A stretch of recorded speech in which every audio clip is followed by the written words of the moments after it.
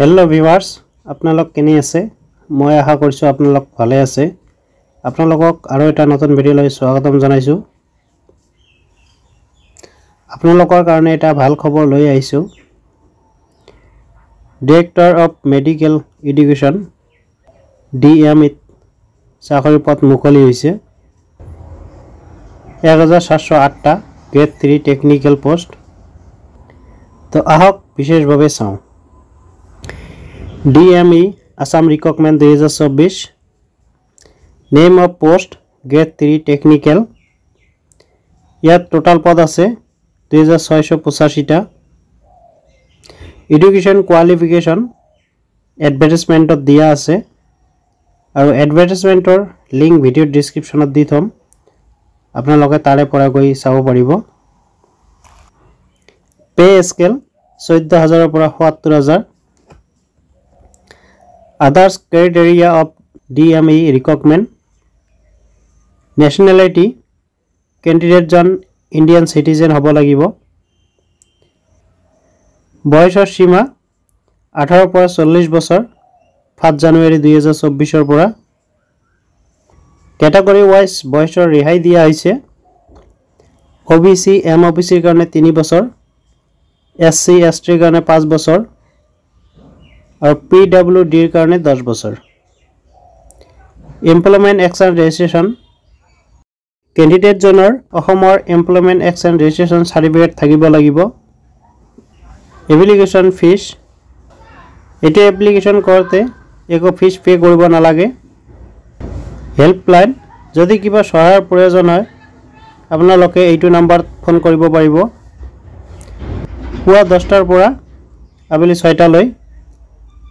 7977 259728 document of upload with DME application form এটো দুটা বস্তু হে আপলোড কৰিব লাগিব পাসপোৰ্ট সাইজ কালাৰিং ফটো এটা আৰু সিগনেচাৰ আৰু ফটোৰ সাইজ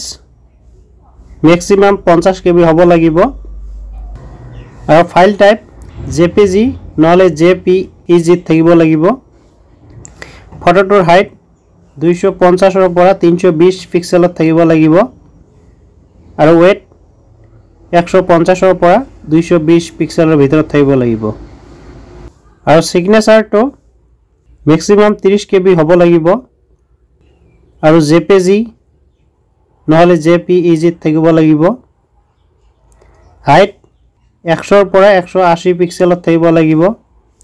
আৰু ওয়েট 150 ৰ পৰা 220 পিক্সেলত থাকিব লাগিব ইম্পৰ্টেন্ট ডেট আৰু এটো অনলাইন স্টাৰ্ট হৈছে 9 ডিসেম্বৰ 2024 ৰ পৰা আৰু ইয়াৰ লাষ্ট ডেট 18 ডিসেম্বৰ 2024 লৈ থাকিব আৰু এটো অনলাইন কৰাৰ লিংক মই ভিডিও ডেসক্ৰিপচনত দি থম তাৰে পৰা আপোনালোকে গৈ অনলাইন কৰিব পাৰিব ইয়াত এটা নোটিস দিছে যিসকল প্ৰাৰ্থীয়ে ইতিমধ্যে বিভিন্ন গ্ৰেড 3 পদৰ বাবে আবেদন কৰিছিল যিটোৰ এডভাৰ্টাইজমেন্ট 1 ফেব্ৰুৱাৰী 2023 ত হৈ গৈছে আৰু 17 আগষ্ট 2024 ত যিসকলে এপ্লাই কৰিছে সেই সকলৰ আৰু পুনৰবাৰ আবেদন কৰাৰ প্ৰয়োজন নাই তো মই আশা কৰিছো আপোনালোক নিশ্চয় বুজি পাইছে কিবা যদি বুজাত অসুবিধা হৈছে মোক কমেন্ট কৰিব নিশ্চয় আপোনাক সহায় কৰিম যদি ভিডিওটো চাই ভাল লাগিছে লাইক কৰিব বন্ধুবৰ্গৰ লগত শেয়াৰ কৰিব যাতে সকলোৱে গম পায় আৰু চেনেলটো সাবস্ক্ৰাইব কৰি কাষত থকা বেল আইকনটো দবাই ৰাখিব যাতে এনেকুৱা ধৰণৰ ভিডিও দিয়াৰ লগে লগে আপোনালোকে পায় তো আজিৰ ভিডিও এইখিনিয়ে আছিল